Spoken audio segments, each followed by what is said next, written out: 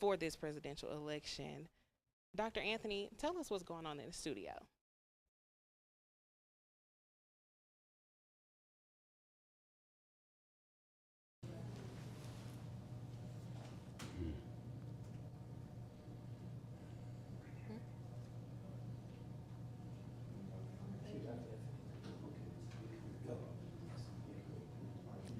Millions of voters across the nation are headed, or they've already been, to the polls today to select the President of the United States. Good evening. I'm Elaine Anthony, Chair of the Department of Journalism and Media Studies right here at VI Love, Jackson State University. In addition, we're going to also be looking tonight at other statewide races. So I'm very pleased to have guests with me from the Democratic and Republican side. From the Democrats, we have Earl Stewart Banks, who is a representative to the Mississippi legislature. And we also have Phil Buffington, who is an attorney, and he is also the treasurer of the Madison County Executive Committee. Gentlemen, thank you so much Thank you for having us. for being here. We want to kind of start out because we've been hearing so much about swing states. Yes. Now, at the outset, we know Mississippi is not one of them, but I would like to ask both of you, how do you believe these swing states will affect the election today? All right. Well, we know right now the way it is set up and the way the votes have been in the past, that we have Nevada, Arizona, Michigan, Wisconsin, Pennsylvania, Georgia, and North Carolina as swing states.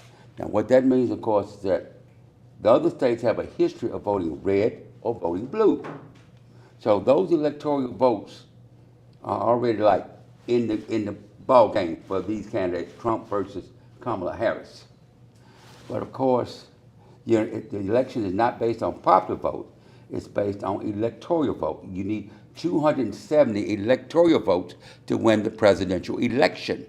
So if the population of your state says, look, we're voting for Kamala Harris, then it's blue. If they say we're voting for Donald Trump, it is red. Now, there are two exceptions to that, and that is the state of Nebraska and the state of Maine. Those states, it's done by congressional district. So if there's a congressional district that votes blue, then that vote for that district goes to blue, Democrat. If it's red, then that district goes red for the Republican. So Maine does that, and so does Nebraska. All the other states is winner take all of the popular vote of that entire state.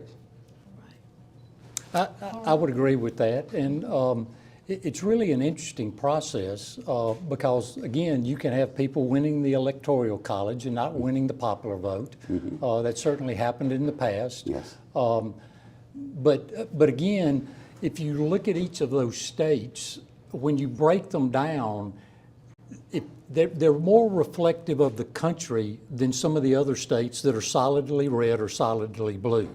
And so when we call them swing states, I really look at them as indicator states, an indicator of where, and not to disagree with the term swing state, but they're an indication of where people may see the country going.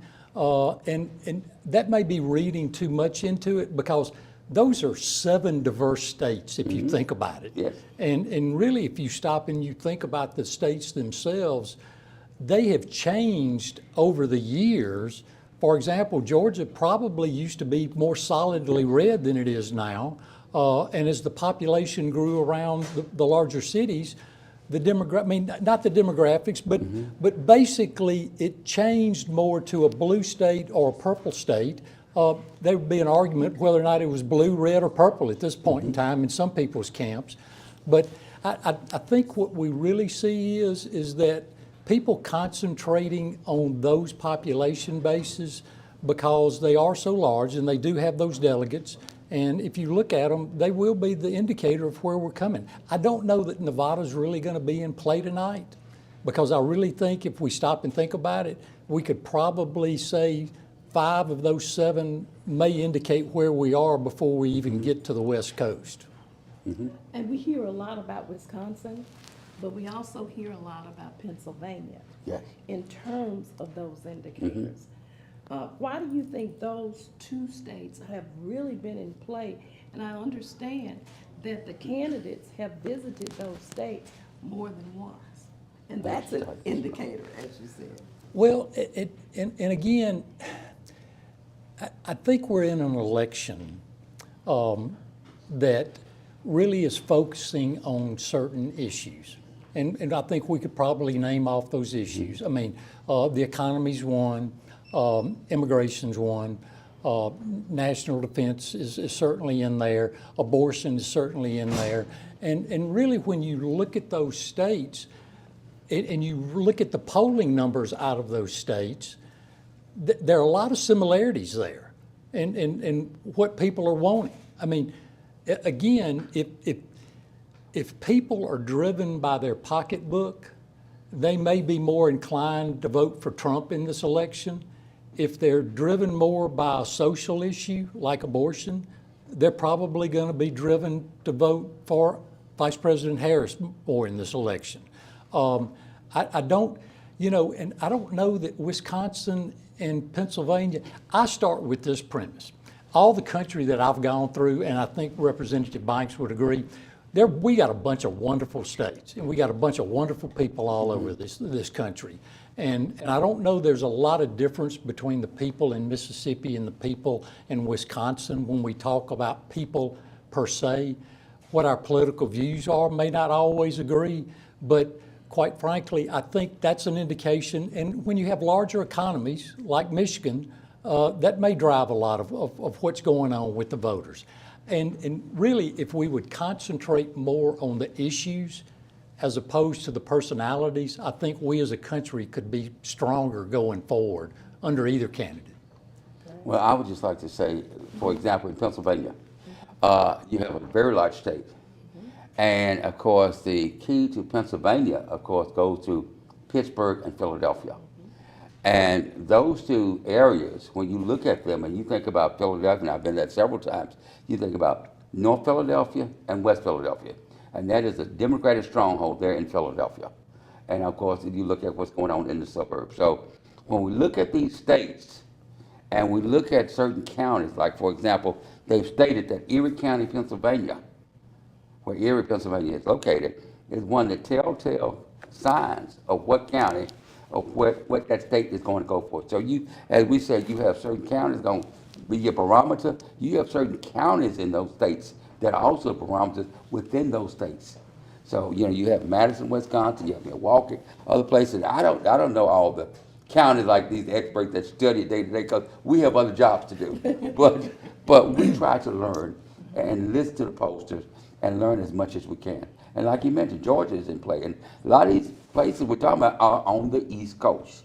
Now, we do have Arizona, Nevada, West Coast time, Mountain time. But we just got to sit here for the night and see what happens. Well, another thing too, there are some issues that are in play with all states. And I'm going to say this, and that's grocery prices. Everybody is very concerned with the cost of groceries. Yes. If I can, let me go back as we were talking about states for just a minute, if you don't mind. Sure. Representative Banks made a great point because if you look at a state like Pennsylvania, you look at North Carolina or Georgia, all of these states are so spread out and they really have distinct groups throughout. I mean, you've got rural areas of the state, you've got metropolitan areas of the state. I'm not really sure that I would characterize Pittsburgh and Philadelphia as being in the same mindset on issues because of just areas of the state they're in. And so really when you look at it, it comes down to, and I think this is what we're missing a lot in our elections, is the personalized nature of it, and it gets harder and harder as we get more and more people.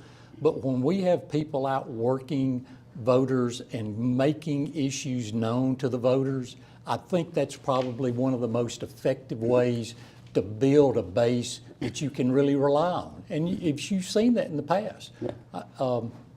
Do you think we've done that in Well, this election? Let me go back to what you say about the grocery prices. Okay. You know, on the grocery prices, you know, we all have to eat. We all have to go to the store. We know what the prices are. But when you look at what Trump has talked about in immigration, if we start deporting all these immigrants that go out and go in Florida, and go in California, other states, and harvest our vegetables and other produce, then if they're gone, you know, crops will rot on the vine, on the trees, in the field.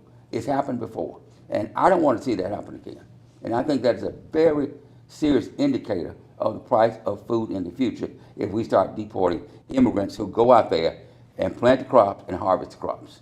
So that is something I think the American people need to understand, the flow of the economy in America. And these so-called immigrants, they bring value to our society in what they do in making jobs, for housing, and also for our crops and other jobs. Thank you. Do you have a statement in terms of grocery prices? Well, I do think grocery prices are up. I can't say that I blame that entirely on the Biden administration. I think that's part of where the economy was. I'll concede that. But I do think if you look at where we are now and where we were 4 years ago on the presidential side, I think people had more disposable income 4 years ago, I believe. And through a combination of things, and I don't think there's one source that you can say that. When somebody wants to stop and say one person's to blame for something, I think, well, that person's got an awful lot of power that you're vesting in them when you take that attitude. But some of the policies that we pursue and try to bring about in the country are some of the reasons that we have the rising cost of prices. But it's not just food. I mean, I know that's true for everybody, but across the board, consumer goods, the price of consumer goods has gone out the roof over the last several years. Used cars, new cars, everything. All right, well, we're gonna have to put a pin right there, and I'm gonna toss it back to Mariah. What's next, Mariah? Thank you so much, Dr. Anthony. Of course, this was a very insightful conversation, and we will be back with Dr. Anthony at the desk later in the show. But we do want to make some current updates into the election. Currently, Trump has won Oklahoma, Mississippi, Alabama, Florida, South Carolina, Tennessee, Kentucky, Indiana, and West Virginia. And an update for Vice President Kamala Harris is winning Vermont, Rhode Island, Connecticut, and Maryland. Of course, it is way too early to call a final victor in this election. Of course, swing states matter just as much, but we will give you more updates and help you follow along with this election later into the show. Coming up, we'll hear from a Mississippi state representative as she weighs in on this historic election. Stay with us. Introducing Zaxby's new chicken finger tacos. One with pico and creamy chipotle ranch, and the other with bacon and avocado ranch. Chicken experts since 1990. Taco experts since now. Woo, saucy! Zaxby's.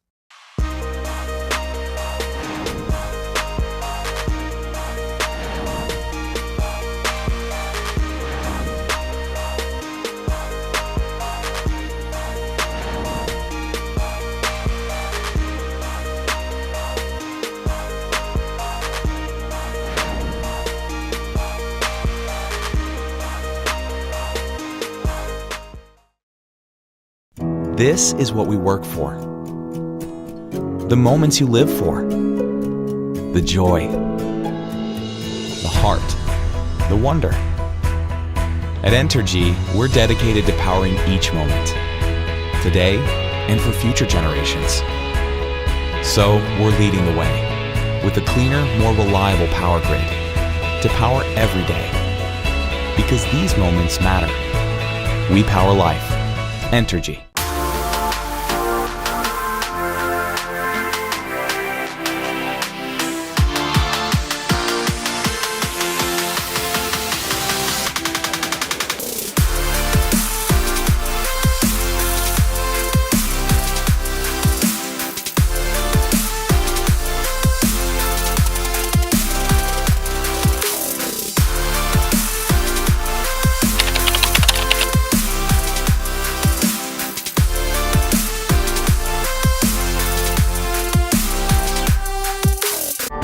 health has always been reactive, focused on fixing problems as they happen.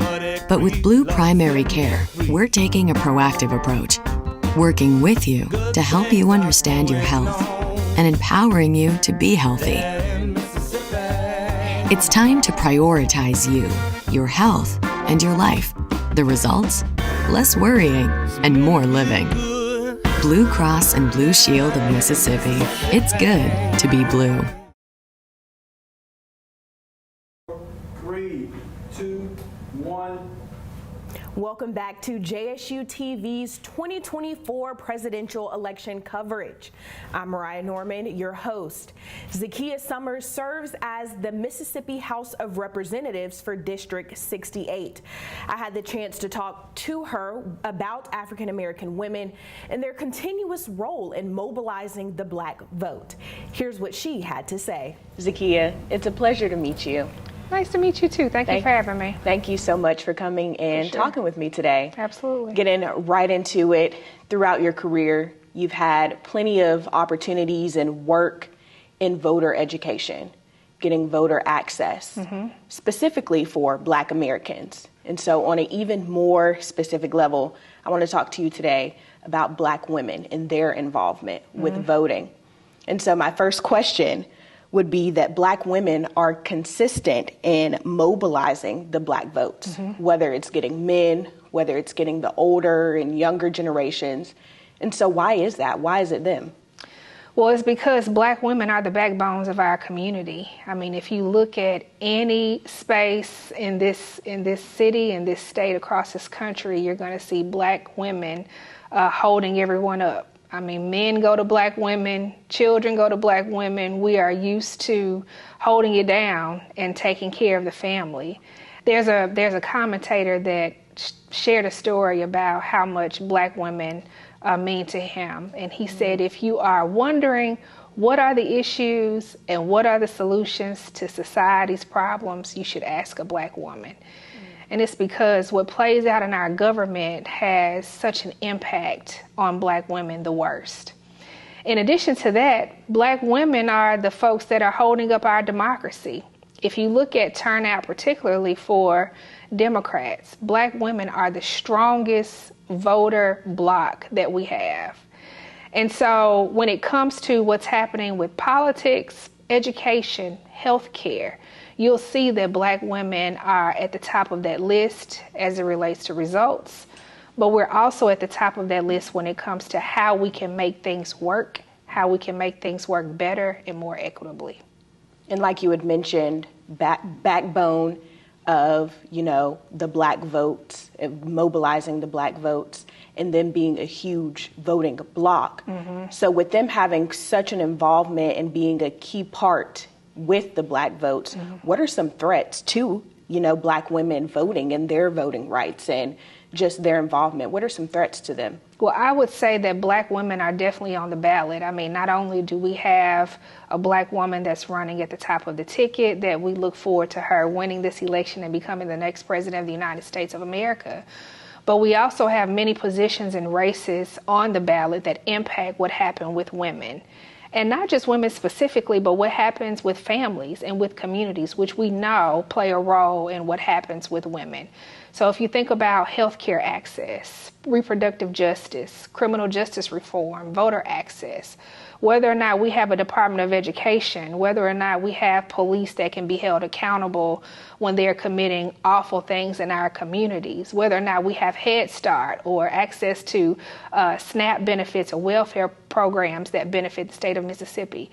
All of that is on the ballot this year. And when you look at a state like Mississippi, which is a welfare state, we are heavily dependent on federal funding. So what happens in Congress, what happens from the president's perspective in terms of the priorities that they have on the list for policies, that's going to have a direct impact on the state of Mississippi. And Black women play a role in that. And so we encourage Black women to go out and vote. And we know that when Black women go out and vote, they also encourage the folks in their communities to go out and vote.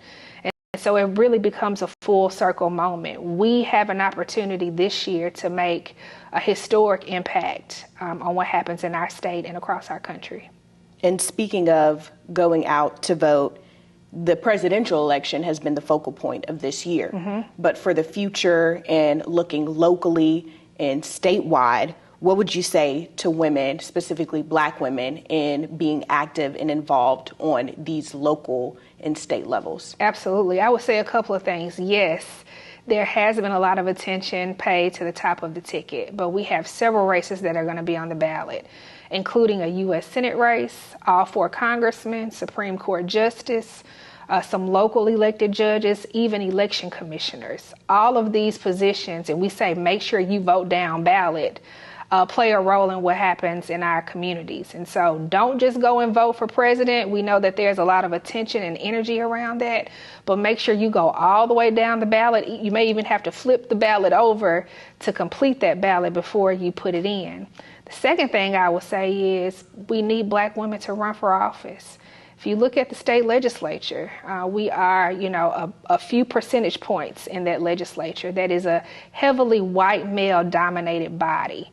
When we have women at the policy table, we begin to see equitable policies that really prioritize justice, that really prioritize what happens in our own communities, but also for future generations to come.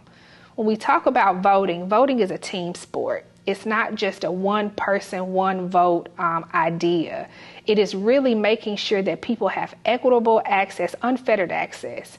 And when Black women have access to vote, as I said, they bring everybody with them. The more people that we have to vote, the more that we're able to raise our voice, the more that we're able to exercise our power.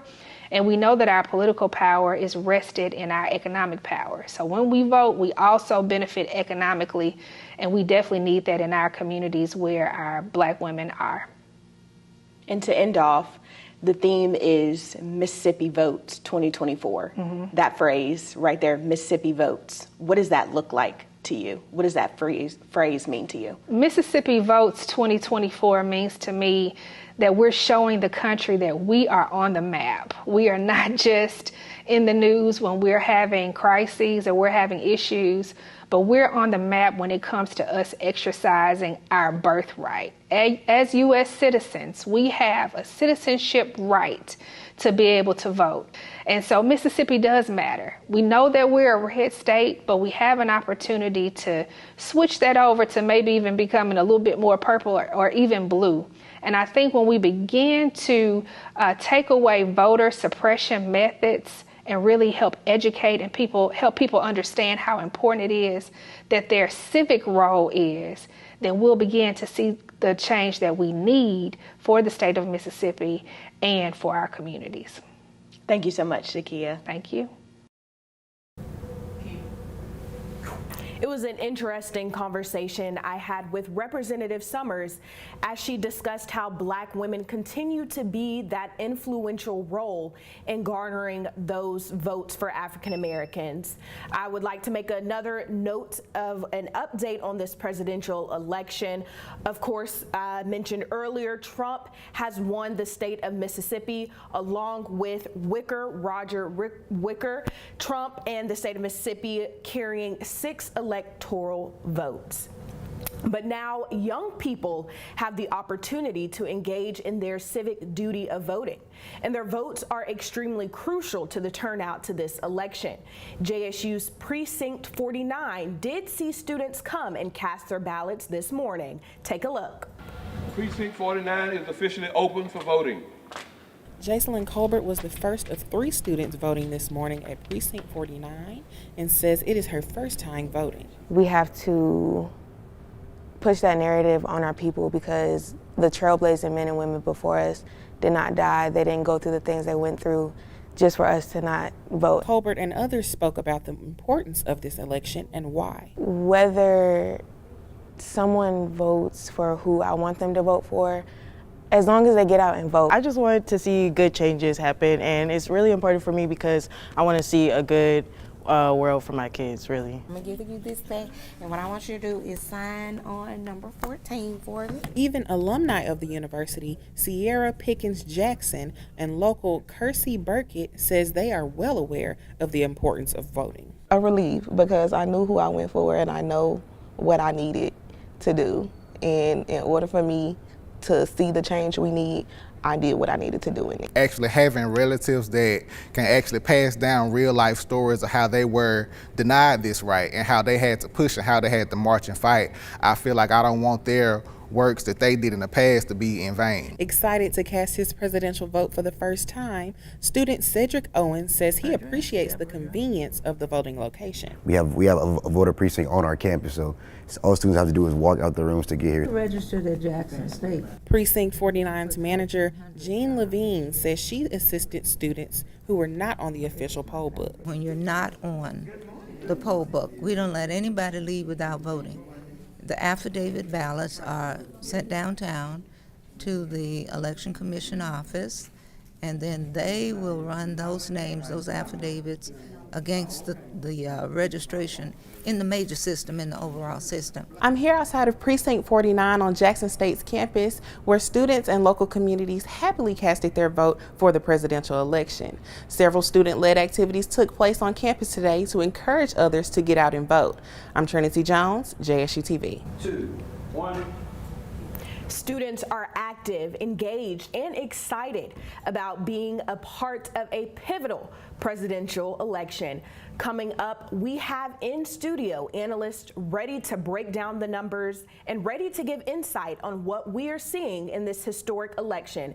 Don't go away, we'll be right back.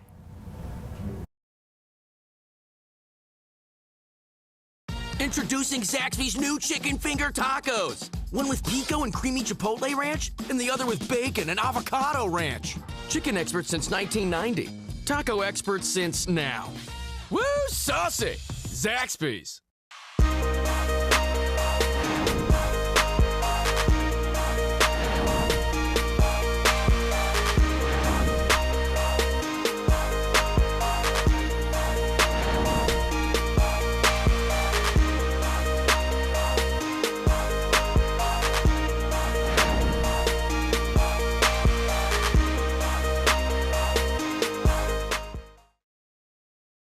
This is what we work for.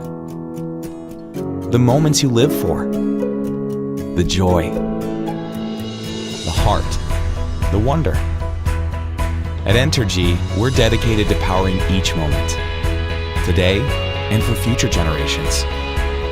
So we're leading the way with a cleaner, more reliable power grid to power every day. Because these moments matter. We power life. Entergy.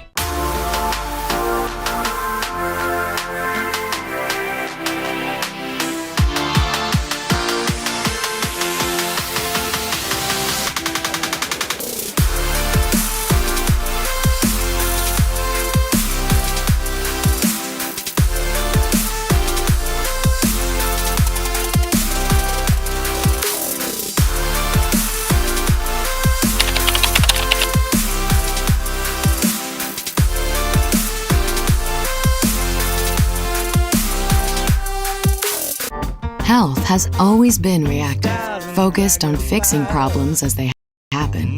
But with Blue Primary Care, we're taking a proactive approach, working with you to help you understand your health and empowering you to be healthy. It's time to prioritize you, your health, and your life. The results? Less worrying and more living.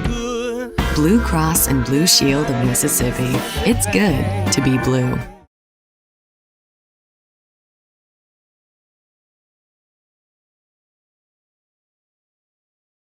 Everyone, WJSU's Meredith Hairston is with us in the lobby, standing with representatives all across the state. Meredith, who do you have with you?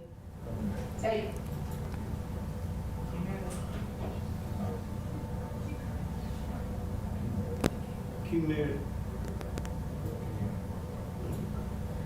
I'm in the studio of philosophy here at Jackson State University, Baron Banks, and I want to talk about for just a moment, literally, Professor Banks, your hot topics for this presidential election. What are they? My hot topics is that we need to realize that we are not free until we have freedom. That's one. I need to realize too that it's power in our vote. I can say that because at age 18, I voted with federal registrars supporting me when I had a chance to vote. So the power of our vote, our voice, and also the freedom that we can be free. Absolutely. And so what is your expectation from today's election? Not your preference, but expectation. That we would have community and not chaos. Look at that. Well said. From the Mississippi East Center, I'm Meredith Hairston. Back to you in the studio, Dr. Anthony. Thanks, Meredith. We are back in the studio for another sit down with Dr. Anthony. Dr. Anthony, you have some other people sitting with you. What is another update of what's going on tonight? I sure do, Mariah, and I'm very, very pleased to have Representative Zakiya Summers with us from the Mississippi Legislature, and I'm glad to have Joe Nassif, who is the former head of the Republican Party for the state of Mississippi, and he tells us for about 7 years. So I want to thank both of you for being with us tonight. Thank you. There are so many aspects of this election that we could talk about, and they have talked about them for months, and we can attest to that. But what I would like to ask both of you is that could you pick 3 major points that have really been highlighted in this election and kind of run through that and explain how that has made a difference in this election? Absolutely. Would you like me to go first? Sure. So, the polls have shown that there are essentially 3 issues that most Americans have been concerned about. The first is our democracy, strengthening our democracy and keeping our democracy. The second would be reproductive health. Abortion has been on everyone's minds, especially from a woman's point of view, how we have our reproductive rights protected. And then the third one would be the economy. And when we talk about the economy, I think that the pundits have made the economy a top 3 issue, and it's not necessarily a real issue that's impacting people as we hear from the media. We'd like to hear from former President Trump that, are you better off than you were 4 years ago? Well, we have to remember that 4 years ago, we were caught up in a COVID-19 pandemic. And, following that, we had, a January 6th insurrection. So there was a lot going on during that time 4 years ago. And I think what the Biden-Harris administration has done is try to make sure that people have a good quality of life. And what Vice President Harris will continue to do as President of the United States of America is to make sure that working families have access to an opportunity agenda. That they can't afford the things that they need on their kitchen table, that they can't afford health care and they have access to the health care that they need. And more importantly, that we are participating in our government because, as I said, our form of government is democracy. And in order for us to keep our democracy, we have to participate and we have to have people in those positions of power that believe in protecting our democracy. All right, Joe, can you give us 3 points or maybe different points? Sure, I can. First of all, I noticed tonight one of CNN's, not Fox, but one of CNN's, moment in time snapshots of the national exit polls and what people were saying they cared about. It was 51% of the economy, 20% immigration, 12% the state of democracy, which I'm not really sure what that means. I think it means different things to different people. 6% was abortion and 4% was foreign policy. So just for whatever that's worth. The 3 things that I think I care about, and I mean no disrespect by this, I've never met her, is Kamala ready to be president? Kamala basically went from last to first. In 2020, she was the first one to get out of the Democrat primary. And now she's the candidate to be president of the United States. And she got out, that happened because, and let's just be honest about it, because Joe Biden, the same person who said he wasn't getting out of the race, within a month of getting out of the race, was urged to get out by some pretty important people. And being on the Republican National Committee and being understanding our rules, I cannot imagine if we had that's just really not how it works. That you have a candidate, you're running an election, you decide maybe that candidate's not who you want, and you pick somebody else at the last minute. But that's how we stand. And the question is she ready to be president?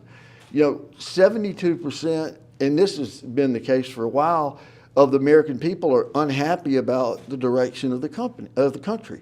And Kamala's been part of that last 4 years that came up to that opinion. And 2% of them, half of them aren't only unhappy, but they're angry about it. And, I think Joe Biden's got a 41% approval rating. And so David Axelrod, Obama's main guy, said tonight that nobody would get reelected with those numbers. Now, he also said it would depend on whether people attributed that to Kamala in order to determine whether she would be able to win or not. And if they don't, and if they feel like she's ready, then they she may win, and if they don't, she may not. The other thing, just quickly, is the candidates and what their overall plans are. I'm not sure how foreign policy could have been any worse under Kamala and Joe Biden. I mean, leaving Afghanistan, I'm no expert in foreign policy, but it was one of the most embarrassing things I've ever seen, as far as people trying to jump on our planes and all that kind of stuff. Right now, the North Korean soldiers are joining Russian soldiers against Ukraine, but you hadn't heard a lot, about that. But that's something that's very serious. Again, I'm not a foreign policy expert, but I'm smart enough to know that's not a good thing. And in addition to that, we have everything going on in Israel and with Iran and Hamas and all of that. And so, things are not. It's not surprising that 3/4 of the American people think things aren't going in the right direction. And so, that's other things under that I know we may have time to talk about. And then the other thing, this kind of is out of the national politics, but we have a very interesting Supreme Court race going on right now. We have a couple of them, actually, but the one that affects the district that we're in is the Jennifer Branning, Judge Kitchen's race, and to the extent we plan to talk about that or have time, I would certainly love to. The judges run nonpartisan, so people like some of my relatives who I won't name that go to the polls and vote, by party a lot of times, they don't have the ability to do that in a judge election. And I want to give Yeah, because I know we only have a minute left, but I would like to respond to a couple of things that you said. You talked about how people do not like the direction that the country is going, and you mentioned the Supreme Court race, and I think the reason why a lot of people don't like the way that the country is going is because former President Trump has been able to put people in judicial positions that have made severe decisions that have rolled back our rights, and people don't like that, particularly women don't like that. The other thing that you said is that she was last and now that she's first, and I believe that you're a Christian man. I told you in the lobby that you have some beautiful children, and I know that that the word says that the people who were last will be first. And so we can't forget that Kamala Harris didn't just pop out of nowhere. She was a DA, she was an AG, she was a United States Senator. and became the first black woman as vice president. So she clearly has the experience and is totally capable of being president. She's been President Biden's partner on this whole policy-making process. Now, can the vice president do all the things that we want them to do? Of course not. We didn't ask what the former vice president did. But what she did do was she tried to support President Biden's agenda. And because she supported President Biden's agenda, Mississippi has benefited tremendously from that. Now, let's recall, okay, if it wasn't for President Biden and the U.S. Congress helping us get money into the city of Jackson to fix our water sewer system, we would still be in a world of trouble because, you know, your comrades in the state legislature and the governor's office didn't want to do that. We wouldn't have received money for our infrastructure. We wouldn't have received these critical dollars that help the state of Mississippi. I hear all the time from Governor Reeves about how we need to eliminate the state income tax because he thinks that we have so much money in our coffers that we can take that away. The reason why we have so much money in our coffers is because the federal government has supported the state of Mississippi. So if we are headed, if we're headed in the wrong direction, then the governor wouldn't be on his soapbox talking about how well Mississippi is doing on workforce development and having enough money in our revenue and all that kind of stuff. So, you know, I don't think that it's embarrassing whatsoever. I think that we're in a position now where we can create a vision that the American people want to see, which is making sure that working families have what they need to have a good quality of life. And I think we got to come out now. Man, we ran out of time. Yeah, you got to you're kidding me. Yeah, but I'm going to see if we can't come back. I'll ask our producers because I mean this is going great. We need to come back. I don't want to take my minority leaders' time either. Yeah, okay. Well, thank you so much. I'm going to toss it back to you, Mariah. Thank you. Thank you so much, Dr. Anthony. We will be back for more sit-downs, not knowing who's going to be sitting with her, but we will be back. Just another update for you guys. Kamala Harris has won Massachusetts, New Jersey, Illinois, and Delaware. Trump has won Arkansas. Now, Arkansas is important because, like I said, these swing states will be critical. Along with these swing states, we're still waiting on Georgia, Pennsylvania, North Carolina, Michigan, Nevada, Wisconsin. So as we still wait for these swing states, it is way too early to make a call into this election. But we're going to come back to Jackson State University. Some students woke up to an interesting alarm clock this morning with guests waiting at their door for them to answer. Take a look. We go! Rain, sleet, or snow! Student leaders at Jackson State University, alongside First Lady LaToya Thompson, gather to wake and educate students about the importance of voting and where to go to vote. Well, voting is so important because when we elect, like this year, our president, our members of Congress, they're the people who make the laws. The president appoints Supreme Court justices who make decisions like Brown versus Ford, who make decisions about affirmative action, decisions that affect students directly. So it's so important that our students get into the habit now, you know, as we're training to be full adults, to be civically engaged and to make sure we exercise that right and exercise that power starting now. Using the issues that affect college students today, student leaders Jada Dilworth and Khalila Kareem intend to encourage as many students as possible to become engaged and stay engaged in civic participation. We always have to do something. So being that like something so important to us has been taken away, our freedom to choose if we want to have a baby or we do not want to have a baby, I think that's so important to me that's why I'm getting out here to vote today. I know for me, mine is education, especially coming to a historically black institution and college. It just makes me feel more pressed on the matter because I know that some of our curriculum could possibly change. Y'all better go vote!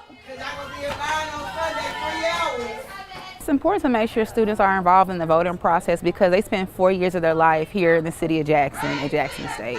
And the politics that are involved in the city of Jackson affect them directly. Overall, the message today seems to be, no matter who you're voting for, exercise your right to vote. Woo! Hi, Sky! Shoot, I'm here to make history. To the polls we go! Rain, sleet, or snow! Mia Johnson, JSU TV. Rain, sleet, or snow! We'll be right back after the break, so make sure to stay with us.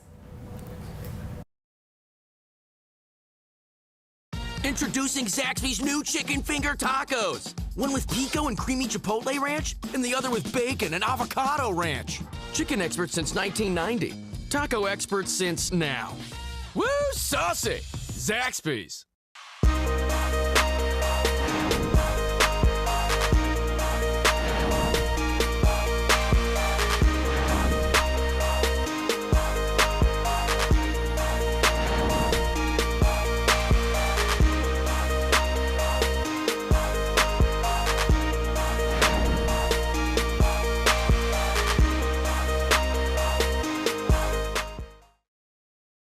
This is what we work for. The moments you live for. The joy. The heart. The wonder. At Entergy, we're dedicated to powering each moment. Today and for future generations. So we're leading the way with a cleaner, more reliable power grid to power every day. Because these moments matter. We power life. Entergy.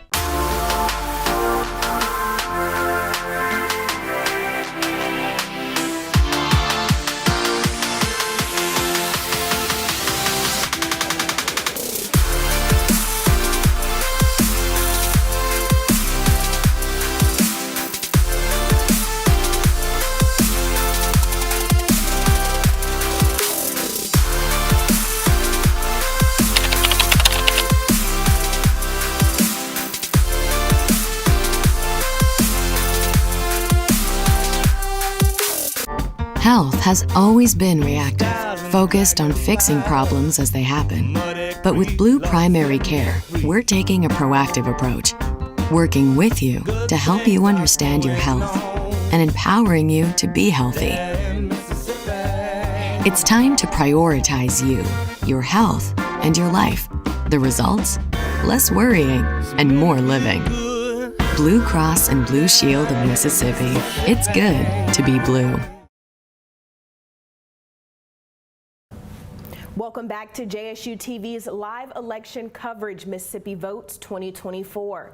Our student reporter, Trinity Jones, is with us in the lobby, talking with Mississippi representatives and lawmakers. Trinity, who do you have with you?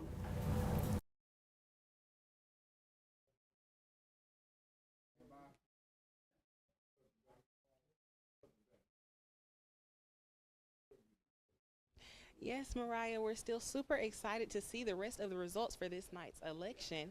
And so what we know right now is that Pennsylvania, Arizona, Michigan, Wisconsin, North Carolina, and Nevada are some of the most pivotal states for tonight's election. Based on current projection, the Democratic Party is currently winning Michigan, Pennsylvania, and Illinois. We just got word that Harris has won New Jersey and Connecticut, but we're still waiting to hear from states such as Arizona, Wisconsin, and Nevada, as it seems they have not yet began showing any votes being counted. That's all I have for now. Stay tuned with JSU TV for more information on tonight's election. Thanks, Trinity. With the polls officially closed and votes currently being counted, both sides are sitting in high anticipation about what our next 4 years will look like. More specifically, U.S. education highly depends on who's in office. A JSM reporter sits down with JSU's Department Chair for Political Science to talk about it. Critical race theory is simply a legal framework. It's primarily taught or addressed in law schools, nowhere else. And in law schools, what they seek to do is explain why it is that certain outcomes are as they are, and they take race into consideration. So we know that this country has very racist elements. We know that this country has a lot of racist people. Those people are in law enforcement, they're in the judicial branch. And when we get certain results such as sentencing or jury verdicts or other judicial rulings by judges, we want to explain them or understand them. And in order to understand them, you take race into account. So all critical race theory is saying is that there are phenomena that take place that require explanation. And some of those explanations call for race to be taken into account. Because we know racism exists, And if people are racist, then that means racism will be in the legal and the justice system. Critical race theory is prominent in this election because you do have a black female in terms of Vice President Kamala Harris going against Donald Trump. You have a black female going against a white male. Just the optics, just seeing the two candidates is going to prime respondents and voters to think about race. They're going to think about their own racial identity, and then they're going to consider that of someone else's.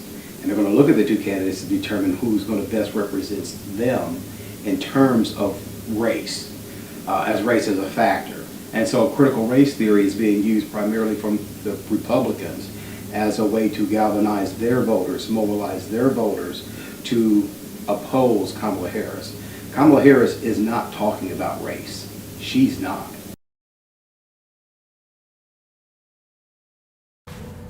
Critical race theory is an ongoing conversation about whether or not it should be included in the primary, secondary, and higher education.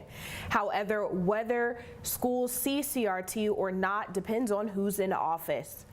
Renee Lambert is a former Madison County Republican chairman. She has seen women involved with voting on a different level during this election season. Take a look at our conversation.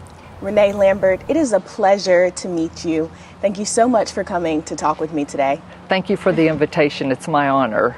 And so with this conversation, this presidential election, it's been an interesting one to say the least. Yes. But for this conversation, I just wanted to get a little specific. And I wanted to talk about women and their part and their involvement within this election cycle. And so from your perspective, what have women looked like in terms of being involved with voting? What have you seen? Well, I'm extremely fortunate because I've lived all over the United States. Therefore, I have friends all over the United States, and we talk often. My friends are varied in their profession, their age, so I get a lot of different comments and conversations. However, the one thing that people talk about is what they call the kitchen table issues, which is they're having a difficult time buying groceries, buying gas, paying their bills. So I would have to say that for most of the women that I speak to, it's economy and the way that they can make their dollars stretch. And a lot of people are around my age as well who are living on a retirement budget, and that is also difficult. So I think across the board, women are talking about the economy. And with these women talking, have you seen them having that initiative to go out to vote, and it's not just a kitchen table conversation? Absolutely. Mariah, one of the things that I've seen, and I've seen it pretty much across the board, is that a lot of people who were not engaged prior are now very concerned and out there working, maybe working for a candidate, maybe contributing money, which they've never done before. So I'm seeing a lot of different aspects of engagement in women, particularly. Along with these kitchen table talks that could be beneficial, what do you think women are doing well in, but could probably do a little bit better in terms of being engaged? Well, I think that a lot of times the women have been so busy raising their children, doing their job, that a lot of times they have not paid as close attention. And I have a friend in Tennessee who has said that she just did her job. She was a realtor. She did her job. She raised her children. She bought groceries, but she has now seen that it's more and more difficult. And as I said before, now that it's such an issue across the board, I think that more and more people, women in particular, are stepping up to the plate. However, it always needs to be more. There is always an opportunity for more activity. And while this election is a national one, so it has way more widespread attention, what encouragement would you have to women to be involved in local or statewide election and voting going on? That's a great question, because we see so often that people don't pay attention. Countywide races, municipal races, people oftentimes don't even go vote. And so I would encourage people to get involved ground level. And when I was chairman, that was one of the things that we really tried to concentrate on, was to get people involved and to listen to our candidates, pay attention to them, ask them questions. They are working for us, not us for them. They work for us, and if we have questions, concerns, that is their job to come to us, for us to go to them, and to explain.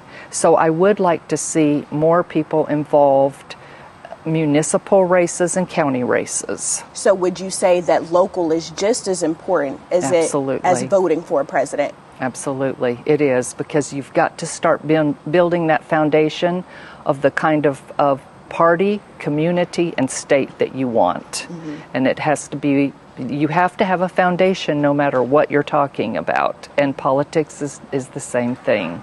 And we never want to forget the young people, for they are the future. Correct. So what have you seen with younger women and just their interest or desire to be engaged? What have you seen? Again, that's an interesting question, because my friends all over the United States are talking about their children. And in particular, you asked about young females. They are also seeing that it's more difficult for them to do things than it was for my generation or even the generation below me. These young women in their 20s, just getting out of college, etc., they're having a great difficulty finding jobs that pay a living wage. And across the board, it's just very difficult for them. So we are seeing that now there is more attention being paid to when they get out of college, or if they go to a trade school, they're starting to see that it matters that they become engaged and involved. And I think that some people do that out of anger and frustration. And so they say, what can I do? Because I'm having difficulties. What can I do? So that is another aspect of it. So what I'm hearing is these younger women having struggles getting out into having full-time jobs and living suitably in this economy. Correct. That should further drive them to be voting and be involved what's going on locally and statewide. Yes. Just pure frustration, I believe, is driving a lot of that. My last question would be, as this overall theme is Mississippi Votes 2024, that phrase, Mississippi Votes, what does that look like? What does that mean to you? Well, I love it. I love it. And I wish that we had more people that would want to go out and vote. It's a privilege to vote. And I would hope that we will see more and more people going to the polls. We make it very easy to vote. They can vote early, and it's just such a privilege. I don't understand why people don't take advantage of it. But I do like that. I like that the Mississippi votes. I would also like for people to be aware of how few people vote. I like to see percentages. In our county, we put out a massive Get Out the Vote campaign the last election that I was chairman. And we saw it go up, I believe it was about 8%. But I would like to see 10-15% of our Mississippi citizens go out and vote. Well, that's all I have today. Thank you so much, Renee Lambert. Thank you, Mariah. It was a pleasure. It was a pleasure as well. Every demographic, women, men, young, old, black, white, have all seen the importance of this race, and each has gone about this election differently than before. Students marched through campus as they strolled to the polls. Take a look. I'm here since 8 this morning, going and knocking on dorm doors, trying to get everybody out to vote, because this is a very important election. Everybody has to get out, vote, use their voice. We're trying to let people know every vote counts. Your voice matters.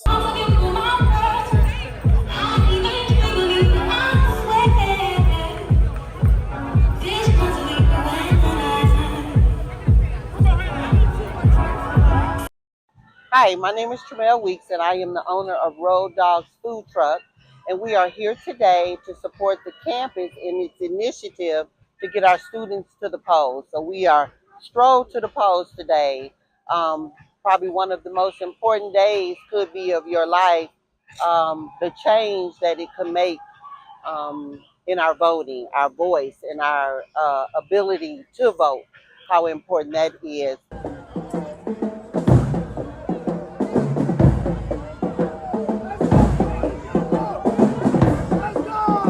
My name is Malik Alexander, and today we have Stroll to the Polls. The importance of this event is for us Greeks to advocate and to promote voter engagement, because through each one of our organization, we push the ideas of getting out, using your voice, and to make a change in society. The reason that voting is so important is because we all have voices as individuals in society.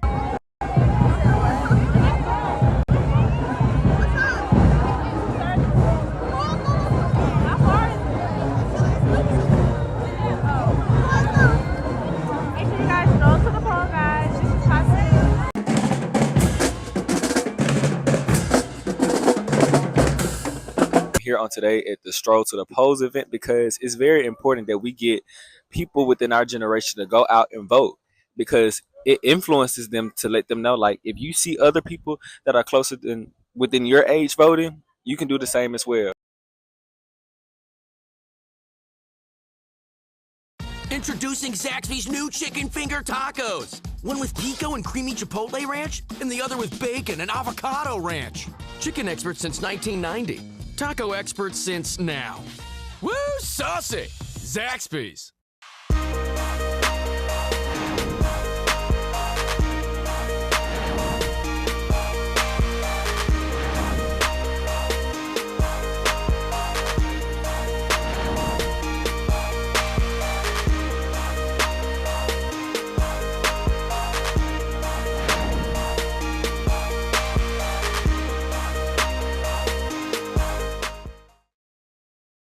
This is what we work for.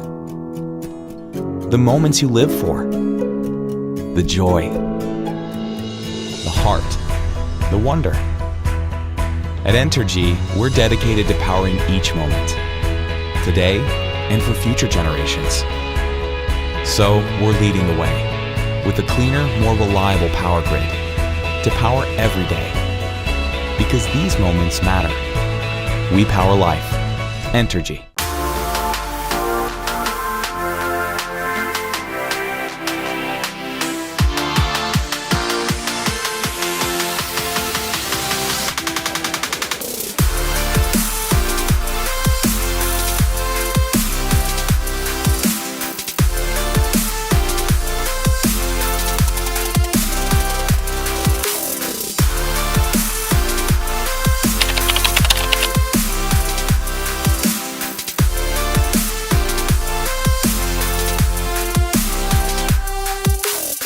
Health has always been reactive, focused on fixing problems as they happen. But with Blue Primary Care, we're taking a proactive approach, working with you to help you understand your health and empowering you to be healthy. It's time to prioritize you, your health, and your life. The results? Less worrying and more living. Blue Cross and Blue Shield of Mississippi. It's good to be blue.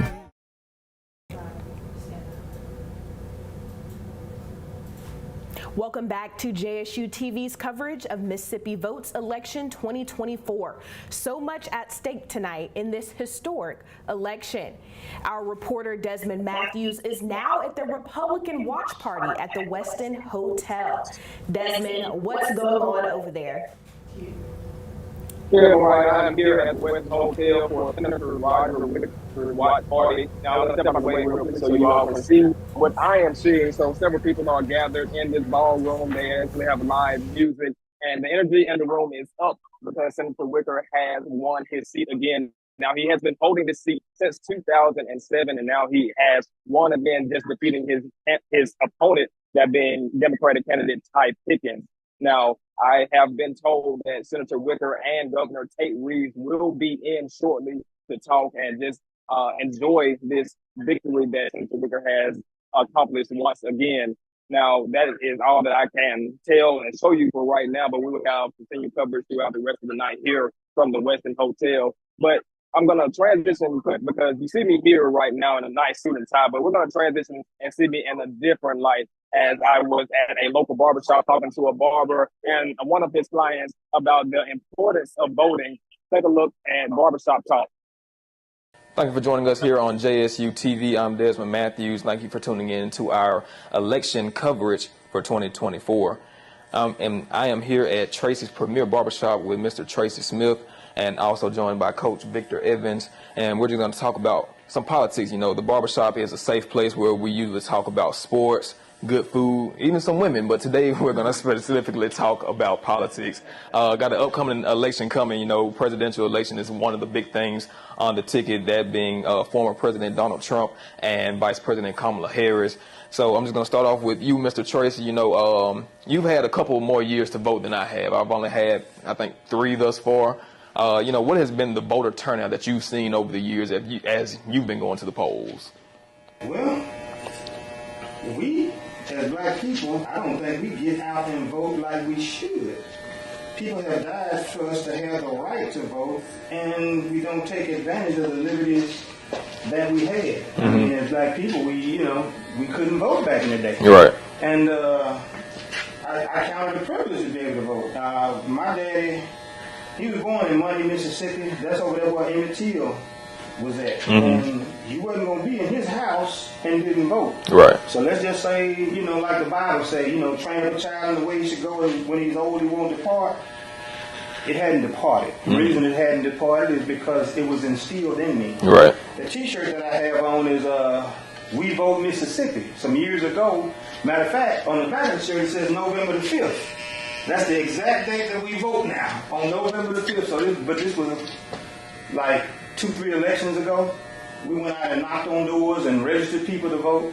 But I really think it's a big thing to get out and vote, because this one is a very, to me, very crucial election. Right. Because we got Miss Kamala Harris and then Donald Trump. Mm-hmm. Now, I picked up on one thing that you said, and I want to pivot to Mr. Evans. He said that it was instilled in him to, get out and vote. And if you have kids, or if you are a coach and you're around kids, so what are you doing, in your community to try and get that word out for them to go out? Number one, all the people I touch, whether they're youth or young adults, we're always talking about the apathy in voting. Mm-hmm. Back in the 60s and the 50s, it was a known fact that you were going to vote. Right. That's the only way you can promote change.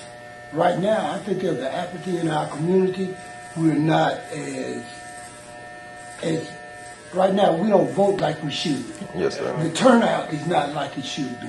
There should be thousands of people in Jackson.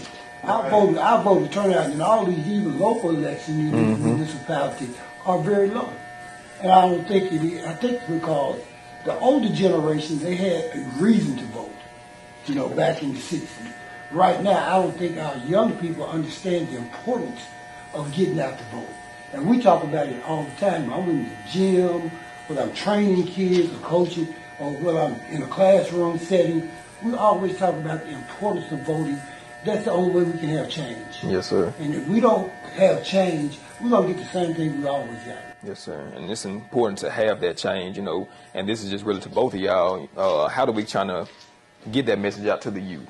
Some young people just don't see the importance like you mentioned, and some just, don't feel like it's a need to get out and vote. How do you try and spread that message to the younger generation? Like, say for you, Mr. Tracy, if a young person comes to the barbershop, or for you, if somebody is at the football field that you're coaching. Okay.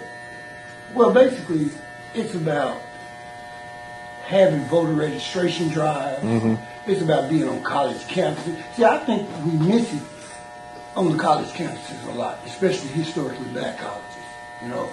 I think that there's a great opportunity there for us. Mm-hmm. Even with the 18-year-olds to the 22-year-olds, I think that's where we miss it at a lot. Yes, sir. And we need to be putting that out there. We need to have door-to-door grassroots stuff where, we're knocking on doors, we're making phone calls. We're saturating the community with literature and correspondence. I mean, back in the day when my parents raised me, everybody was out. You know, nobody was at home just sitting around and had no enthusiasm about voting. It should be an excitement to vote. Yes, sir. Because this is the only way we can create change and create better situations in our neighborhood and for our youth. Yes, sir. Mr. Tracy, what do you say? Just to piggyback off something that my good friend just said here, I mean, we need to get out and vote. It needs to be stuff like We Vote Mississippi, to get out and knock on some doors. That's something that I did years ago. Because the youth really need to know the struggle that the black people had back in the day. They really don't know and they really don't understand a lot of the old TV commercials well, not commercials, but like Roots. I don't think they know anything about Roots or what, you know. It needs to be more present with them because they don't realize a lot of, like, say for instance, these women that having the babies and stuff like that, they have stuff like this on the ballot. They vote on stuff like this. And you'll say, it don't affect me. Yeah, it do. Right. Yes, it do. So and then we look at the Electoral College, which is real important. The Electoral College is everybody focus on the main vote, the presidential vote, but the Electoral College is what actually elects the presidents. And, because and the local vote is how you select the people that's going to vote in the Electoral College. So we need to get out and vote on all of it. Vote on the presidency, but vote on the local stuff too, because that's what actually changes.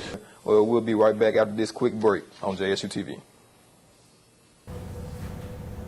Another segment of Barbershop Talk will be back later.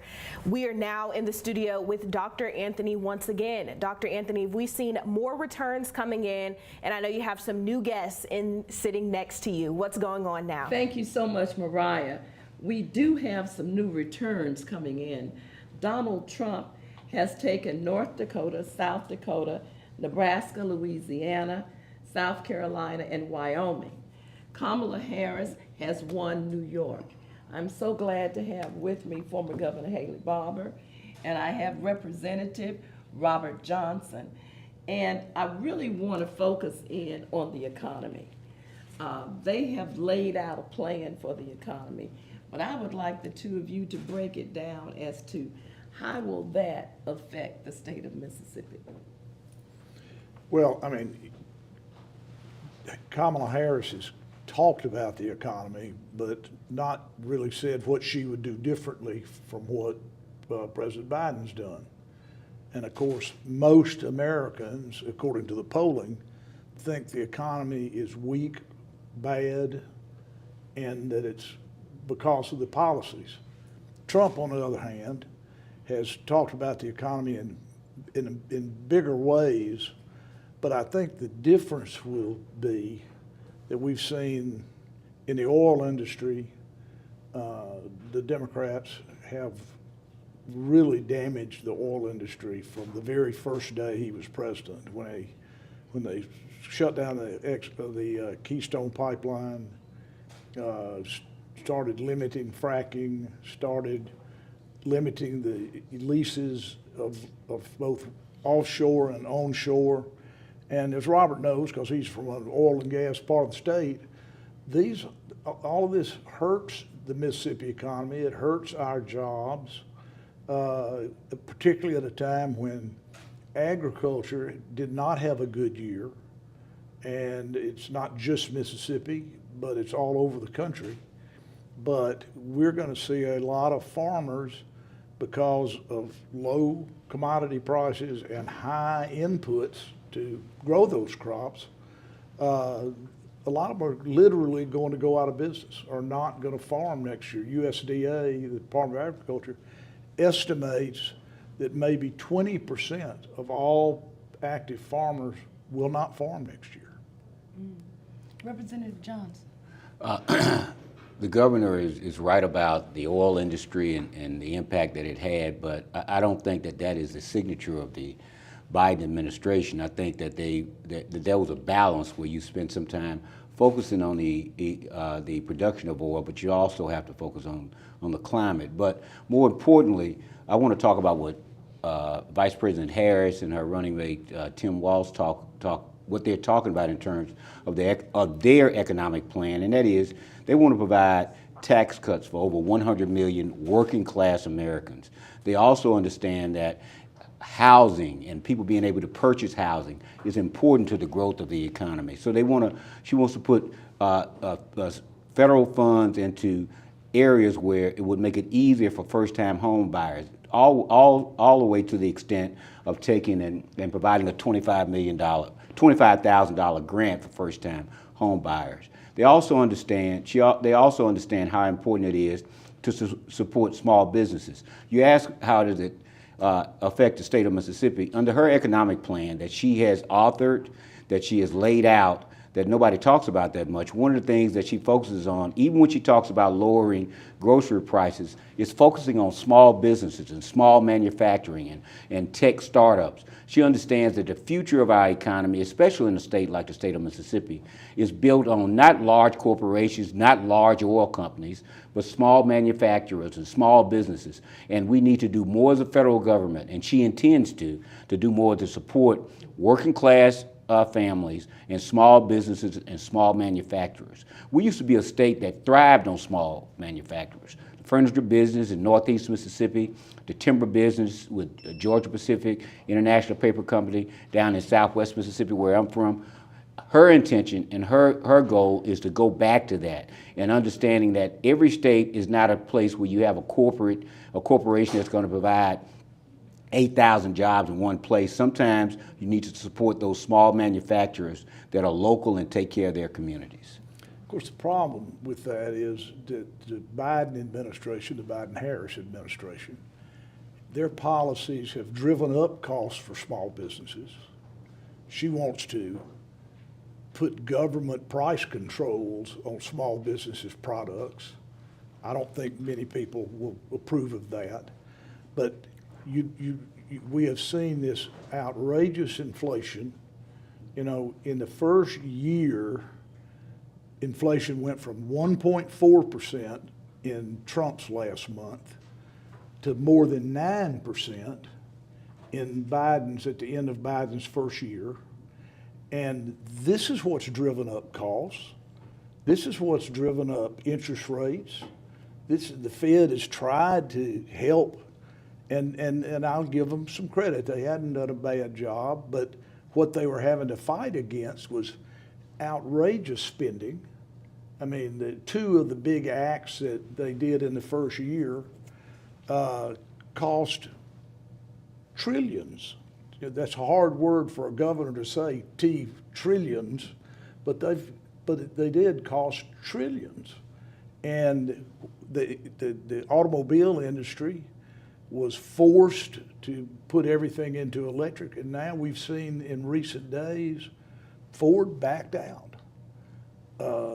Other companies have backed out of these big things, these big battery-powered cars, because they are so much more expensive.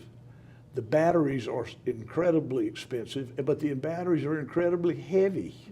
So that means they tear up the roads more and worse. And as a legislature, he understands it costs money to fix roads that get beat up and worn out like that. So I think if people look at Trump's record and look at Biden's record, I think they'll say, I was a lot better off when Trump was president than I am now.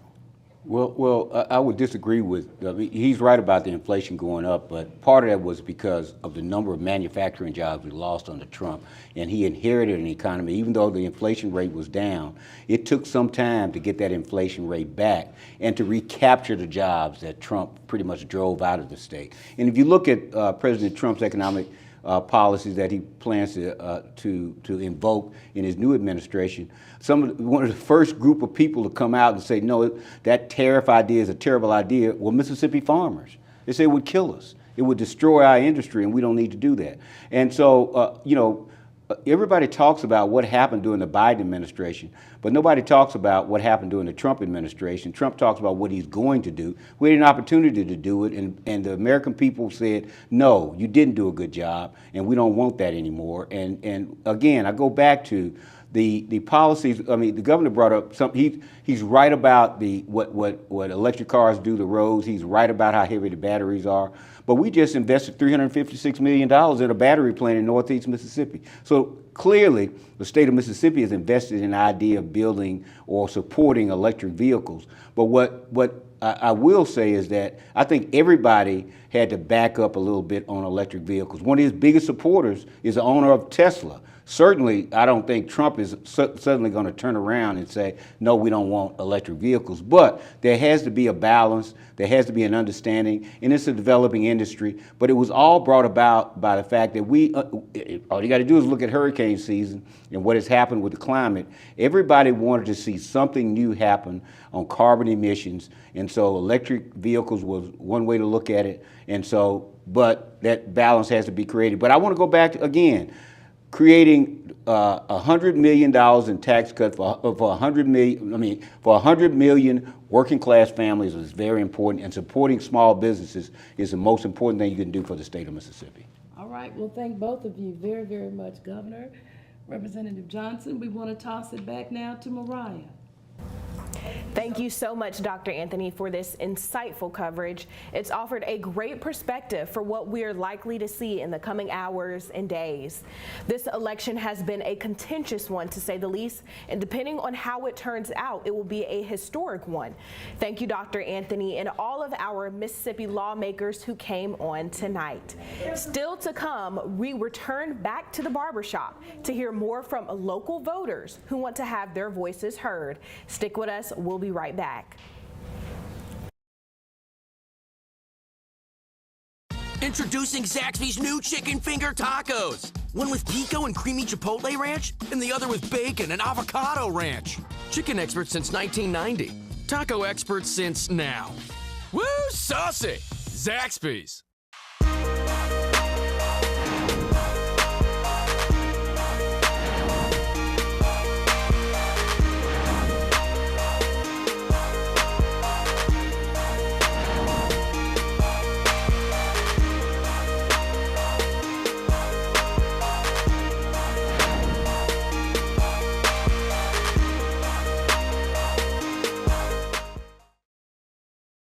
This is what we work for.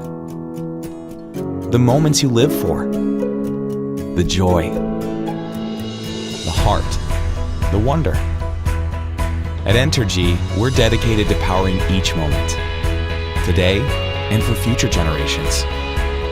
So we're leading the way with a cleaner, more reliable power grid to power every day. Because these moments matter. We power life. Entergy.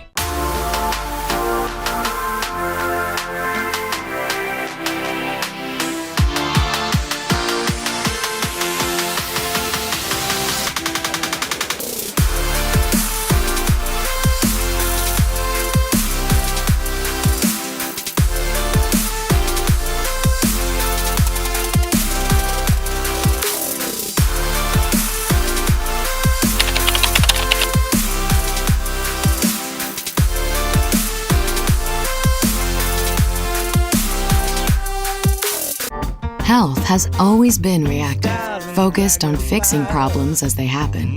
But with Blue Primary Care, we're taking a proactive approach, working with you to help you understand your health and empowering you to be healthy. It's time to prioritize you, your health, and your life. The results? Less worrying and more living. Blue Cross and Blue Shield of Mississippi. It's good to be blue.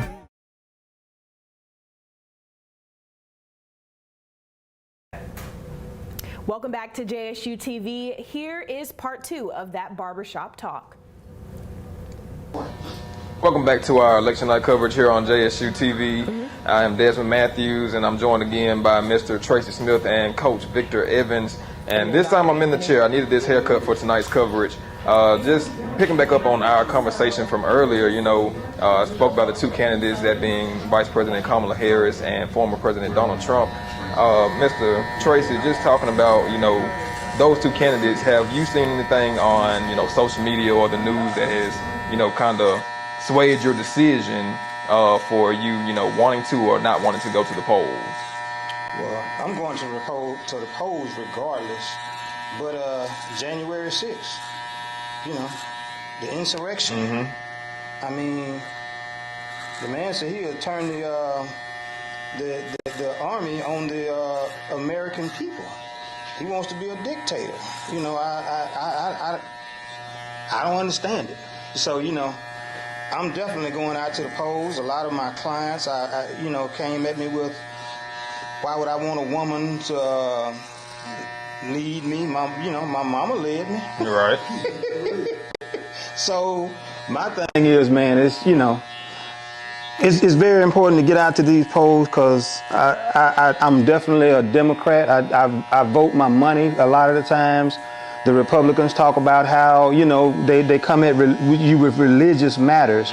But as far as I'm concerned, and as far as I know, you can't legislate morality. That's what I go to church for. And a lot of them not moral no way. So my thing is, I vote my money. The Democrats are for the people that's under 400,000. That would be me. So that's why I stand on it. Mr. Evans, is there anything that would detour you from the polls? The polls? Well, the political climate in the country now is really at an all-time low. We have a guy that was president, and he builds everything around him on being divisive. Not coming together as a country, but everything is divisive. And you look at what happened with the insurrection. He basically caused it.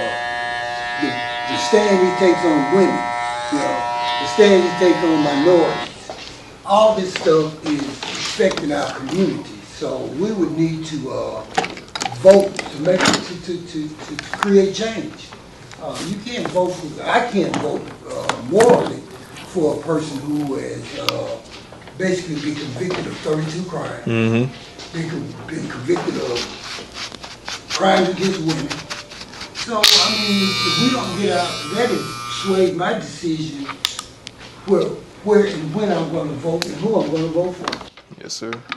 Now, election is one of the biggest things, and one thing that you hit on is the college campuses. So I know that Jackson State will be having a watch party on its campus.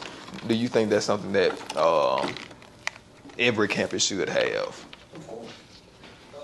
Especially HBCU. Because you got to look at it. When they legislate appropriations for these schools and federal funds for these schools, it's not equal. We don't get this federal funds that are predominantly white institutions get. Our funding is not at the level across the board as theirs are. Very true. If we're going to promote change and have the things that our students need as far as academics and education, well, we need to make sure we go to the polls, right, so we can get level funding for these programs and projects. What about you, Mr. Tracy? Man, everything that Coach Vic said, it's not a whole lot you can add to that. I mean, it's not fair across the board, and we all know that. And as far as the watch parties, that's after everybody has voted. Maybe somebody will be inspired to vote next year or the year after that. Because like I say, the small elections count also. The small elections is what brings about the Electoral College. The Electoral College actually nominates the president. So, we have to get out and vote for the small, the local elections and the big election. We put a lot of emphasis on the big election, but the small elections are not emphasized as much, but that's what's really, and that's what we in the dark at.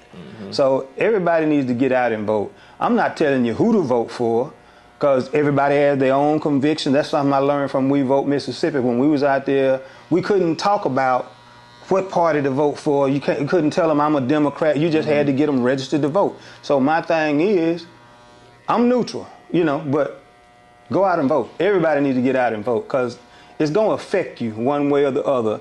And I hear how people say, well, if you don't vote, then you shouldn't have nothing to say. The one that got the most to say is the one that didn't get out and vote. So go vote. If you want to be heard, that's the way you get heard. Vote. You're exactly right about that. Really one of the last things I kind of wanted to hit on, like I said at the beginning, the barbershop is a safe space that we talk about sports. Unfortunately, I'm a Dallas Cowboys fan, and we ain't doing too hot. Oh, my God. Oh, my God.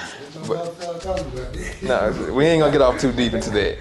I got a lot of Dallas Cowboy fans. I would love to say something about that, but we talking about we vote. But, but like these professional athletes now, you see them on commercials, saying go out to vote.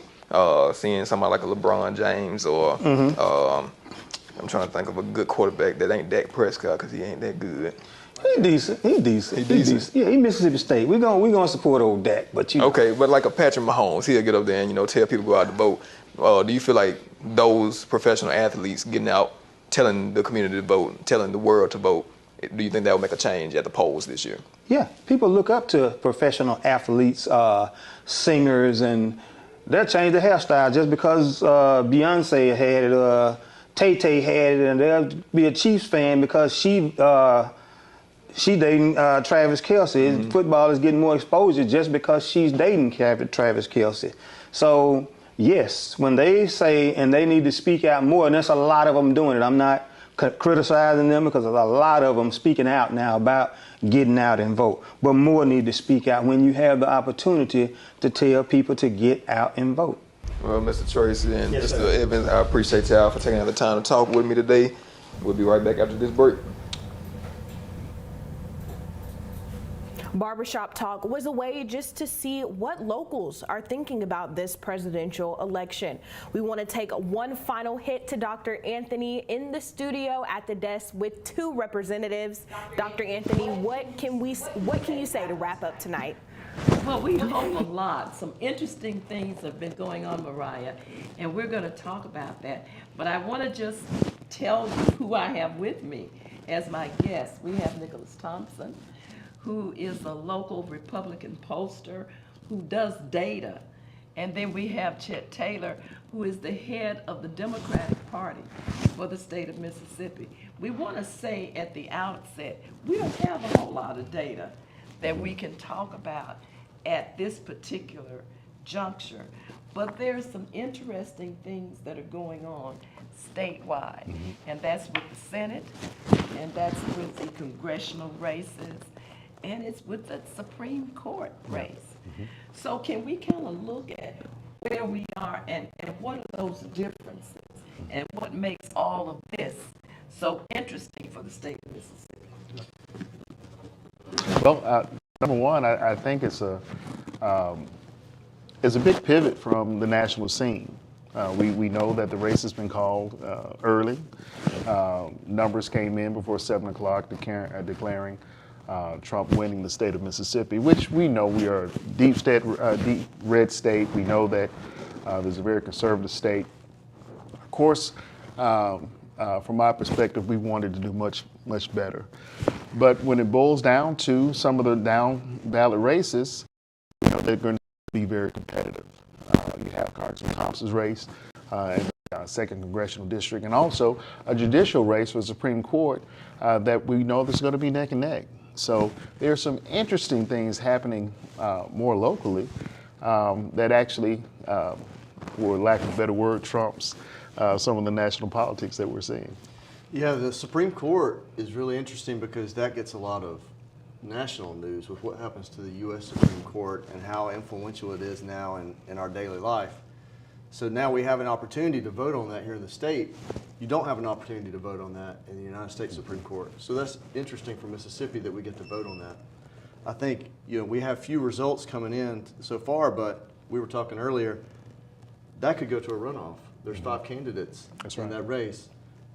They may not be done tonight. And we know a lot of this may take, days? Sure. It may take even weeks for us to know the final count on everything. But I think the major portion of this is how it is going to affect the electorate here. Yeah. Well, you know, speaking of the period of time that it may take to get these results in, we wouldn't have Commissioner to keep the stamps if that race was decided that night. You know, it took days and days afterwards for all the votes to come in, the absentee votes, affidavit votes, those who voted from the military and students. And when those numbers came in, finally after days, I think it was maybe 4 or 5 days, he was declared the victor. So, you know, we want to be patient. We want to make sure we go through the process and that every vote counts, because that is what keeps people engaged, knowing that their vote counts. Another thing that we probably need to mention, we don't have early voting in No. the state of Mississippi, but yet and still, the absentee vote went up Yes. in our state. Yes. How do you register that? Well, I think that's a nuance that needs to be really looked at.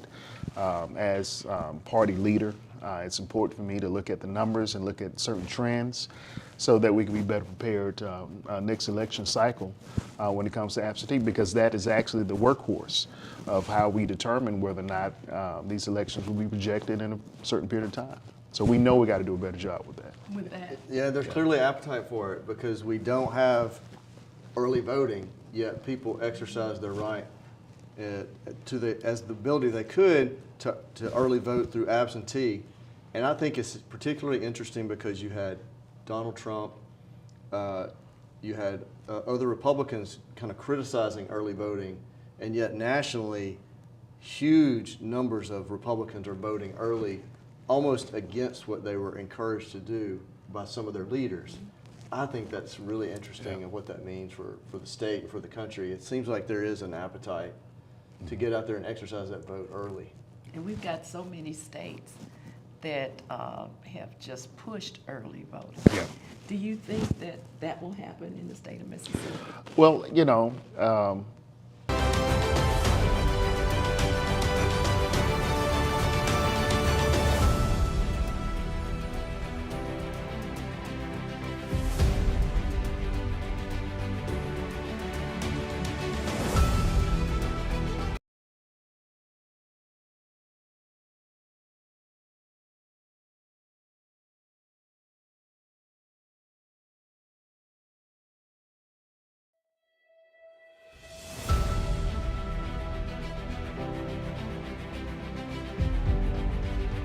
Because they're going to really be making the decisions for the future. I think the part that is troublesome, though, when you go to certain social media platforms, is the validity of that platform.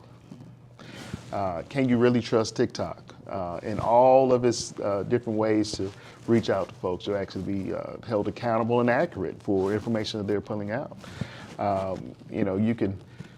Facebook probably will be a little more concrete, but we have to get in the process of fact checking to make sure that in any of these platforms that we're using the right information. And the good thing is that fact checking has now become a regular job that we can push students into.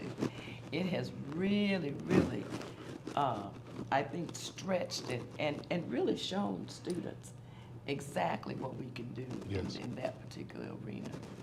So I want to thank both of you for being here and for giving us the insight. Even if both of you deal with percentages and numbers every day, you don't have much to deal with tonight.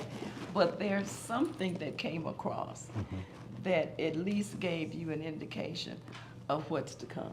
Yes. So gentlemen, thank you very much. Thank you for having us. Thank you for having us. All right. And thank you so much. Mariah, I want to know what's coming up next.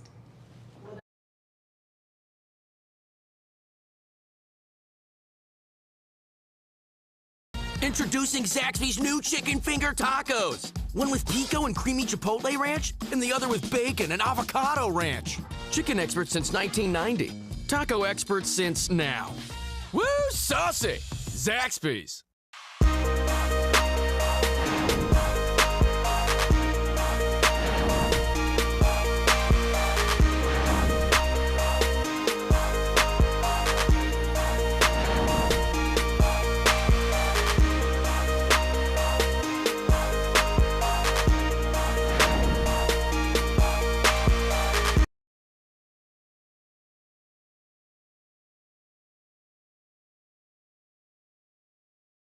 Introducing Zaxby's new chicken finger tacos. One with pico and creamy chipotle ranch, and the other with bacon and avocado ranch. Chicken experts since 1990. Taco experts since now. Woo, saucy! Zaxby's.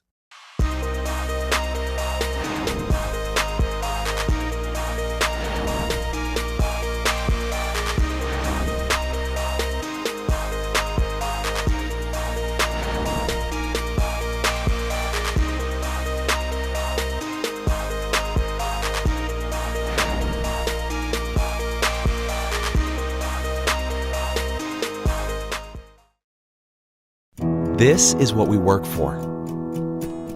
The moments you live for. The joy. The heart. The wonder. At Entergy, we're dedicated to powering each moment. Today and for future generations. So we're leading the way with a cleaner, more reliable power grid to power every day. Because these moments matter. We power life. Entergy.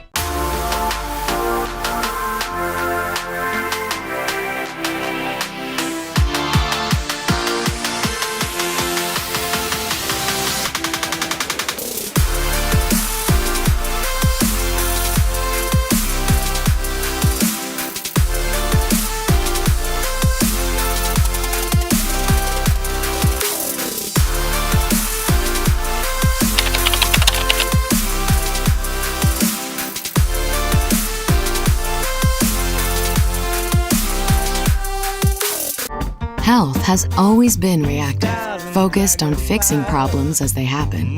But with Blue Primary Care, we're taking a proactive approach, working with you to help you understand your health and empowering you to be healthy. It's time to prioritize you, your health, and your life. The results?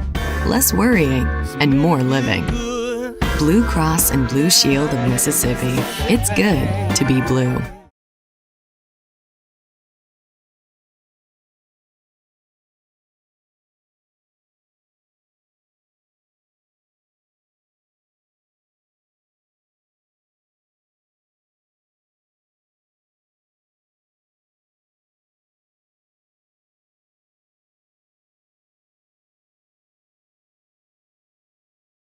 Hello and good evening. This is Dr. Towery, an assistant professor here at Jackson State University.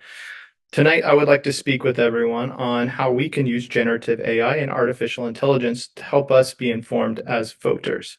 So what we're going to do is we're going to take a look here and use ChatGPT, which is a free, accessible tool for anybody. You can just go on and create an account. So what we're going to do is we're going to ask it here a question.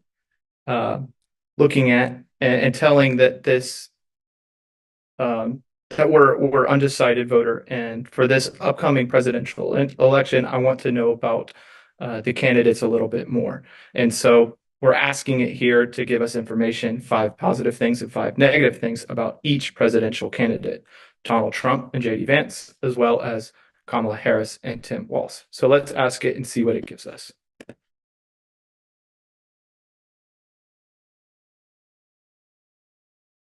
And as you see here, it's populating the positive aspects and some of the critiques.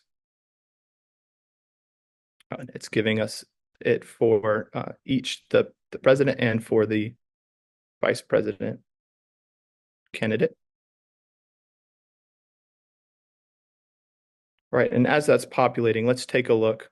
You can just see going through for Donald Trump here, it's saying some of the positives are related to the economy, for foreign policy. Some of the critiques are some of the legal issues that he's used, the divisive leadership. You can see the same thing with JD Vance here, going through some of the positive, the critiques. And then for VP Harris, some of the historical milestones, the foreign relations, the advocates for social justice, some of the critiques of looking at the staff turnovers, the border policies that we've seen. And for Tim Walz, some of the positives, education, his military background, climate initiative. Some of the critiques go against some tax policies and political tenure. And so that's just one quick way that we can get a few things to learn more about these candidates. one thing that will help us as an undecided voter is to take a look at our state's sample ballot. You can go out and look at the ballot before you get to the polls. And if you look, you'll see many more candidates on there for president than we just spoke here tonight about. So I just took, for example, one of the many of the third parties that are listed, and maybe we want to know about them as well. You can ask that as well here. And so I just took Chase Oliver and Mike Termott for vice president, which is a libertarian candidate here in the state of Mississippi.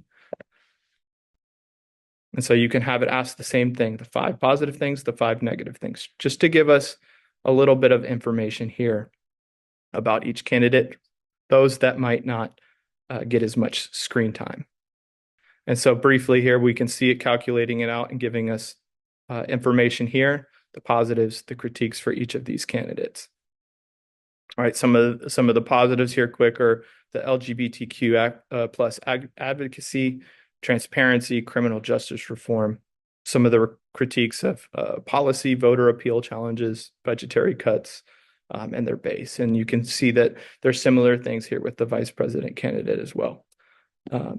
And so that was just a quick and dirty to show us how we can get information quickly using generative AI, something that is access to all of us here in the United States now. Just from the click of a button, from the touch of a phone, you can find out more.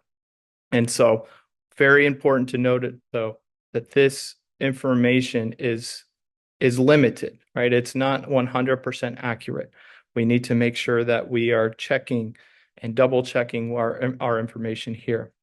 Some of the things that we see might be 6 months, a year old, particularly if we use ChatGPT in the free version. Now, there are other models that exist out there that have more accurate, more up-to-date information, but here using this tool, we need to be informed of that because we don't want to make judgments and calls on behavior based on information that may not be 100% accurate. So do your homework, do your research, but definitely you can use this tool to get the quick information you need to be informed. Well, that's all that I have for you this evening. This is Dr. Towery, an assistant professor here at JSU. Great information presented by Assistant Professor Towery. Up next, organizations such as Mississippi Votes have been active this election season in spreading voter education. Their Democracy in Action convening held back in August was just a portion of their work done during this election cycle in mobilizing the Black vote. Take a look. But it was that night. It was the night before that my father and my mother hugged so tightly, and he actually cried because they knew. Rena Evers Everett, Dave Dennis, and Joe Kennedy were just a few notable mentions at the Democracy in Action convening. The term democracy alone was a conversation piece of its own. Democracy is challenged today, but democracy is always under threat. Democracy is something that is not a given. You have to earn it, and we have to nurture it. It has to be invested in. And part of my message here is to say that we as a society, as a community, have to continue investing it in places across our entire nation, and not just places that are in the news today because of an electoral college or some swing seats or some swing states or the fulcrum that will decide a presidential election. We all have a voice, but our voice is reflective of the investment we make in it, and every part of our country deserves that investment in our civic fabric. The theme of Freedom Summers was a look back into the past, but also a look forward to the future for African Americans and their civil rights. Kennedy, with his long-standing family history of support for African Americans, came to encourage the state on the continuous fight for voting rights. Our country has made that sacrifice on the backs of these heroes. To recognize that, to celebrate that, and to know that the way in which we progress forward is by each and every person in doing their own part, and that begins with the vote. And so I realize that some parts here might be harder to people might feel discouraged at the moment, but it is places like Mississippi that have always been the heartbeat of the civil rights movement in this country, and it's a message that what you say here and what you do here resonates across this nation. The message is clear. A change is possible, but it's up to those who live in the Magnolia State to make it happen. Dr. Anthony had the chance to sit down with City Councilman Kenneth Stokes about the magnitude of this year's election. Here's a look into their conversation. Yes, we have with us Councilman Kenneth I. Stokes of Ward 3 to discuss the election 2024. And thank you so much for being with us. Doc, we're so glad to be with you and Jackson State University. I want to say we love Jackson State University. Well, good. As we talk about votes, it seems as though in this election, the African American male vote has become most important. Why? They're saying they're not going to vote for the vice president because she's a woman. As I've stated over and over again, we all come from women. Women has been the backbone for the black race. And for someone to discriminate, not based on qualifications, against the vice president because she's a woman, is sad, especially to hear that from black men who understand how important black women has been for our race, how important black women have been for our people, how important black women has been for this world. And she's the most qualified. That's what they used to tell her. Let's vote for the most qualified. There's no question when you look at qualifications, Vice President Harris is truly more qualified than former President Trump. Let's look at the economy. There have been many, many stories written about the economy in terms of people having problems buying groceries, people having problems filling up their cars. Yeah. How will this election impact the economy of our country? Well, if they decide and vote for the wrong person by voting for Trump, then they will truly see. Trump has had a silver spoon in his mouth. He has always had money and finance. Vice President Harris has come up on the rough side of the mountain, as people say. She understands hunger. She understands going to the college and your car on E and you praying for $1 just to put in the gas tank to get to school. You know, you got to have someone who can show you sensitivity. She can show you sensitivity. She can explain to Congress how important it is that we have grants to help those at the bottom lift themselves up by their bootstraps to the top. She understands that when you get to the top, you don't shut the gate on everybody. You help others get to the top with you.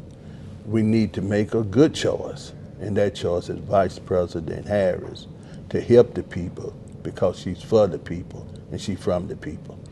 And how can we open up to the entire community? Because we see that there are some Republicans that have come over to say that they want to vote for Vice President Harris, just like we've heard of some black men that want to go over to say that they want to vote for Donald Trump. Well, I think the most important thing is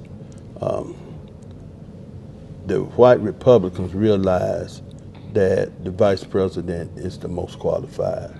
They believe let's put the best person in the job. The black males are basing their thought on discrimination. I don't like women, yet you were born of a woman. It makes no sense that you're practicing discrimination. You say you're against race discrimination. You don't want whites to discriminate against you, but yet you want to discriminate against women. You know, that's a false prophet in so many ways. It's okay for you to discriminate, but it's wrong for others to discriminate against you. She's the most qualified. Whether she's a woman, whether she's a male, whether she's black, whether she's white, vote for the most qualified, and that's Vice President Harris. Councilman Stokes, thank you so much for being with us here today on JSU TV. Thank you so much for having me. Welcome to City Hall. Some interesting conversation from Kenneth Stokes about how Black men were voting this time around. Including voting, there were some issues that occurred at the precincts during the last election. This disrupted residents from an efficient voting process. Take a look at how they prevented these same issues from happening this go around. Election preparation was underway for Hinds County election commissioners on Monday evening before polls opened on Tuesday morning. But it's been months of pre-prep that's got them this far. During the governor's election last November, some Hinds County precincts ran out of ballots for people to go out and vote and had to extend its hours. But Election Commissioner Yvonne Horton doesn't feel that will be an issue this go-round. We have enough so that there are always two people to go outside with curb service, which is required. And I've even gone as far as to tell the people by district, you got a third person to go there, grab that voter registration book, because it has to be signed as well, and bring it back. So we have more than enough people. We have encouraged them to bring their best self, to be really calm when they come. Probably gonna be a long line, long day, be very, very calm. Hinds County has 108 precincts for people to get out and vote. District 3 Election Commissioner Jermell Clark feels that state and local races should be a driving force to get people to the polls. Races as far as the Senate race and for the congressional race that'll be on the ballot this time. I think that's enough driving force, but we're asking everybody to ask their friends, their relatives, bring their family, and people people who don't have a ride to the poll, if you're courteous and kind enough to drive them to the poll and let them exercise the right to vote. Many people see this year's election to be the biggest in history, and Horton wants those in Hinds County to do their part in making their voices heard. Go to the polls and vote one way or another. This election is going to make history. And if you are a taxpayer in Hinds County, you really need to vote because it is really, really expensive to put on an election in Hinds County.